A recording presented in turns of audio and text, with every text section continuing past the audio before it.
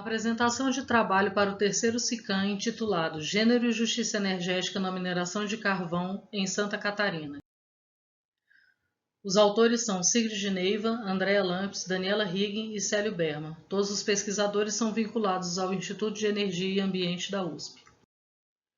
Este estudo traz reflexões a respeito dos resultados de pesquisa exploratória sobre a história das mulheres escolhedeiras da mineração do carvão no estado de Santa Catarina e a sua possível relação com o conceito moderno de justiça energética e seus princípios norteadores, à luz das teorias de gênero e políticas feministas.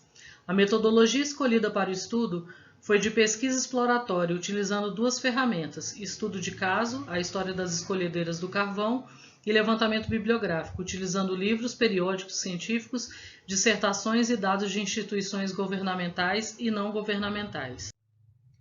O termo escolhedeira foi utilizado para designar as trabalhadoras que realizavam a classificação do carvão vindo do subsolo, sendo revestido de um significado de desqualificação que aponta para um trabalho de segunda ou terceira categoria. Sob o ponto de vista patronal, o trabalho na escolha se caracterizava como serviço simples, leve e complementar, ou seja, um trabalho tipicamente feminino. O pesquisador Carola, em 1997, reconstituiu o perfil social dessas mulheres. Seus resultados mostram que a maioria encontrava-se na faixa etária de 14 a 20 anos de idade, ainda que crianças com menos de 12 anos também trabalhassem nas minas. A maioria era solteira quando foram admitidas, a maior parte era analfabeta ou tinha apenas a instrução primária. No que se refere à força de trabalho, ele constatou que apenas 18% eram nascidas na região, o que reforça o grande movimento migratório da época. Menos de 20% eram negras, vindas de famílias pobres, que viviam de lavoura ou pesca, e os sobrenomes indicavam que a maioria era de descendência açoriana ou italiana. O trabalho consistia em eliminar o folhelho do carvão bruto com a utilização de peneiras. Após a retirada do folhelho, com martelos, lançavam o carvão nas padiolas, que depois eram carregados em duplas de mulheres até o caminhão. As jornadas de trabalho eram de 8 horas e, assim como o trabalho dos homens, estavam suscetíveis a acidentes devido à natureza exploratória e desorganizada do trabalho. Muitas vezes trabalhavam a céu aberto ou sob abrigos precários. O pagamento e a produção eram medidos pela quantidade de padiolas de carvão escolhido e elas recebiam menos que os homens, devido à quantidade de acidentes de trabalho que as obrigava a ficar em casa, além da obrigação no cuidado dos filhos e do trabalho doméstico, diminuindo o tempo nas minas. Também não eram registradas nas empresas como trabalhadoras ou operárias, e ainda que constassem nas atas dos sindicatos com pedidos de filiação ou desfiliação, o silêncio dos arquivos oficiais seguiu total e inquietante.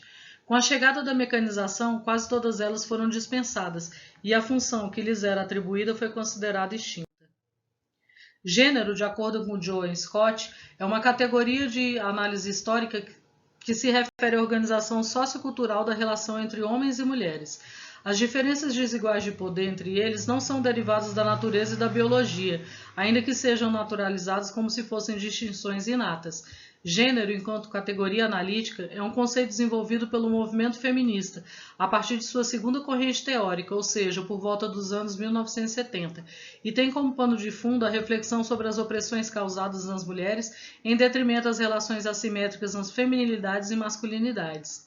Do ponto de vista sociopolítico, não é possível pensar gênero deslocando do contexto histórico e cultural, como se as relações fossem estáticas e atemporais. Por isso mesmo, o conceito de justiça energética é aplicado aqui, levando em consideração a perspectiva histórica das conquistas geradas pelo movimento feminista brasileiro.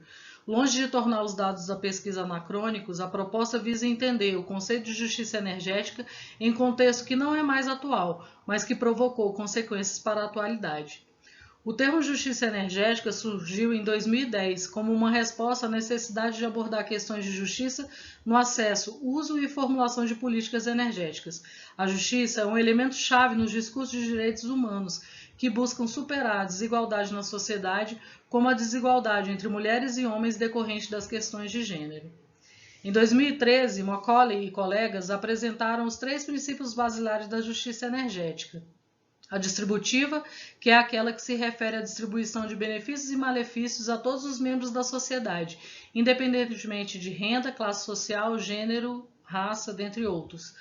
A de reconhecimento, a que propõe que os indivíduos devam ser representados de forma justa, livres de ameaças físicas e que tenham seus direitos políticos completos e iguais.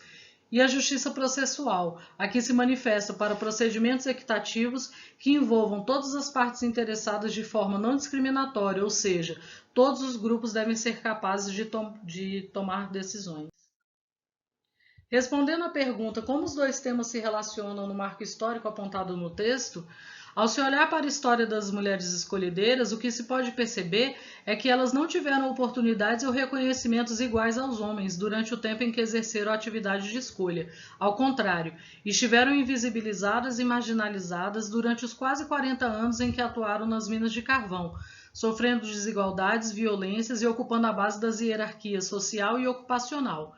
Em uma perspectiva de justiça energética, deve-se pensar as questões de gênero buscando a reparação de injustiças e assimetrias existentes.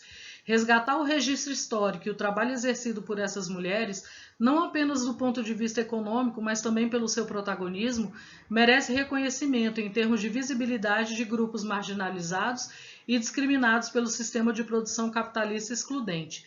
Pensar energia e justiça energética utilizando teoria de gênero e políticas feministas, como ponte para integrar os temas, possibilitará construir políticas mais justas e inclusivas.